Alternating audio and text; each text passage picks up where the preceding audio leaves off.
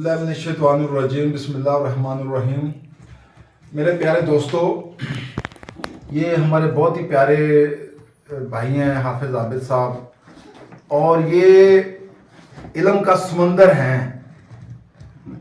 علم کا ماوا ہے، بہت زیادہ ان کے پاس علم ہے، اور یہ ہمیں اس میں سے کبھی کبھی نا جب یہ جذبات میں آتے ہیں تو یہ ہمیں تھوڑا سا نا ہمارے سامعین کے لیے یہ کچھ نہ کچھ ہمیں دے دیتے ہیں۔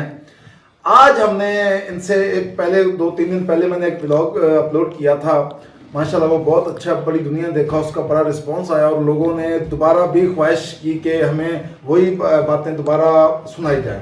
تو آج ہم حافظ صاحب کے پاس آئے ہیں۔ حافظ صاحب کیا حال ہے؟ جی بھائی ٹھیک ٹھاک، طبیعت سے ٹھیک ہے بھائی؟ جی بھائی ٹھیک ٹھاک ہے۔ حافظ صاحب، آپ ہمیں حضور اکرم صلی اللہ علیہ وسلم کی جو ہے نا تعریف اور مزید تھوڑی سی اچھے انداز میں کر کے تو ہمارے سامعین تک پہنچائیں۔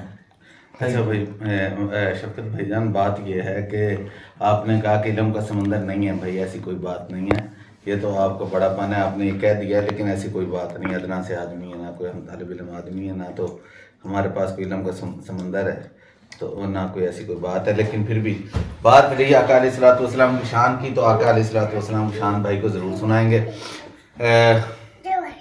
حضور علیہ الصلوۃ والسلام کی تشریف آوری ہے۔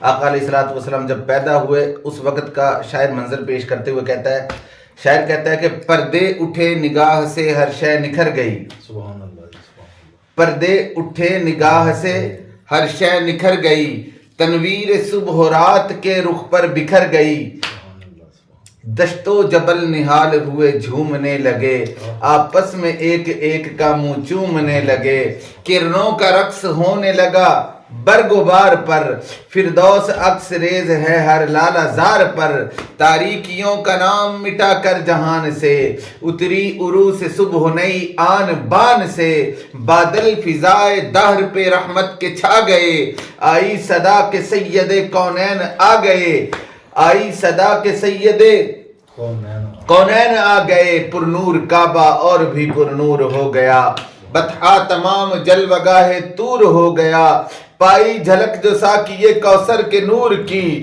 زمزم سے موج اٹھی شراب طہور کی، اور بزم جہاں میں آج یہ کس کا برود ہے، جبریل کے لبوں پہ مسلسل درود ہے۔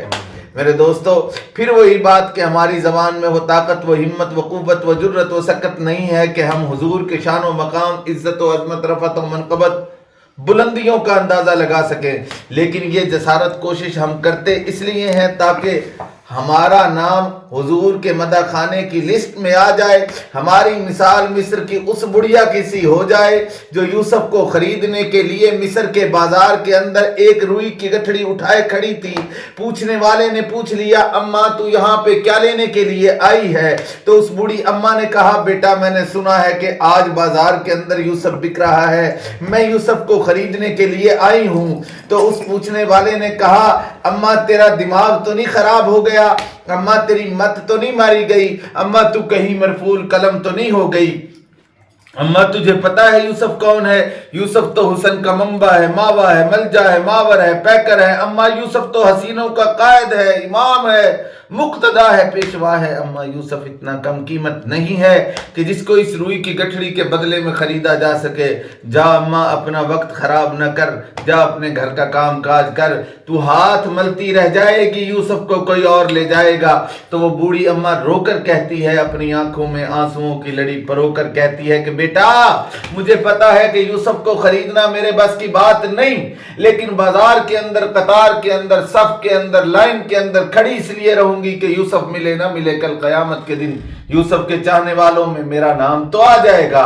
تو بات میری بھی وہی ہے کہ ہماری زبان میں وہ طاقت، وہ ہمت، وہ قوت، وہ جرت، وہ سکت نہیں ہے کہ جس کے ذریعے سے ہم حضور کے شان و مقام کا اندازہ لگا سکیں، لیکن یہ جسارت کوشش کرتے اس لیے ہیں تاکہ حضور کے مدح خانے کی لسٹ میں ہمارا بھی نام لکھا جائے۔ اور میرے بھائی، وہ آئے جن کے آنے کی زمانے کو ضرورت تھی، وہ آئے جن کے آنے کے لیے بے چین فطرت تھی، وہ آئے نغمہ داود میں جن کا ترانہ تھا، وہ آئے گریہ یعقوب میں جن کا فسانہ تھا، وہ آئے جن کے آنے کے لیے مضطرب تھی وادی بطحا، وہ آئے جن کے قدموں کو کعبہ بھی ترستا تھا، وہ آئے جن کو حق نے گود کی خلوت میں پالا تھا، وہ آئے جن کے دم سے عرش اعظم پر اجالا تھا۔ سبحان اللہ۔ آخر دعوانا الحمدللہ۔ شکریہ جناب۔